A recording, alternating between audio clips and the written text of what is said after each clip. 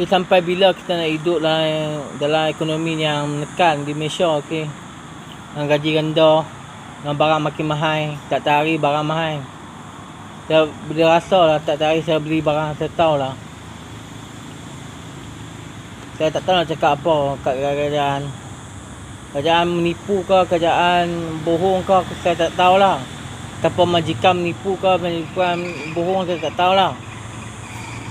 Tapi yang pasti, barang makin mahal. Barang makin mahal. Dengan peniaga naik harga suka hati. Kadang-kadang tu dicah bukan-bukan.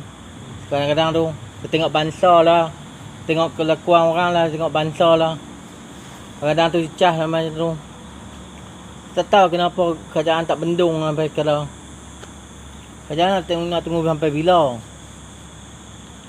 Takkan sampai kiamat kot nak tunggu kan. Bendung sikit-sikit kan, sebab kita tak maulah kerajaan pandang rendah tak orang tau. Tak orang ni ada hak untuk menentukan hidup dia. Jangan pandang rendah dah hak tak orang. Sebab kerajaan tahu kita ini hidup semua kebanyakan dari bawah, bukan dari atas tu Tu kerajaan kena tahu. Kita kena hidup dari bawah, bukan dari atas. Walaupun pakaian kita macam-macam berjenis, pakaian kita macam-macam jenis, walaupun kita beli macam-macam, tapi hidup kita dari bawah tau, bukan dari atas tu Jadi kerajaan kena pandang ni sampai lah ni. Jangan kena sebab tu kerajaan tak boleh nak bendung dah ni.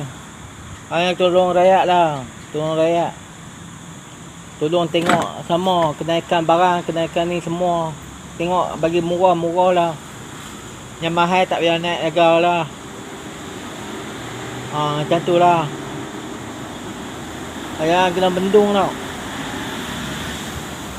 Sebab itu nak tekan kerajaan juga.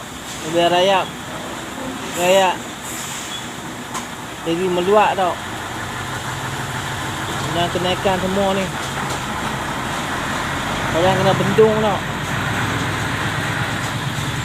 Okey kerajaan, cakap saya dengar lah. Bendung ni sekarang. Jangan sampai lebih-lebih tau. Jangan sampai melampau-lampau. Bendung sampai sekarang. Kerajaan lah, saya nasihat lah. Okey, bye-bye.